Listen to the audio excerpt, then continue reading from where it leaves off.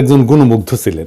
সেই রেন্টু ভাই যখন হাসিনার ঘনিষ্ঠ হইয়া তার পৈশাচিক রূপ দেখলেন, তিনি তার পুরা পলিটিক্যাল জার্নির জন্য নিজেরই দায়ী করলেন।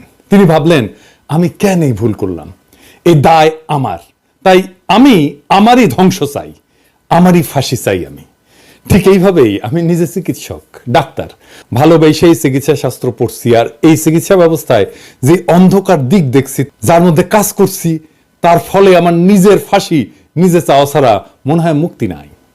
তবে আমি এটাও মনে করি, যে কোনো দেশের স্বাস্থ্য ব্যবস্থার মধ্যে ওই দেশে পরিবর্তনের চাবিকাঠি লুকায় আছে। আমি এই স্বাস্থ্য ব্যবস্থার সংকট নিয়ে কথা বলতেছি, এই সংকট কাটানোর জন্য এক বিপুল কাজ আমাদের করতে হবে।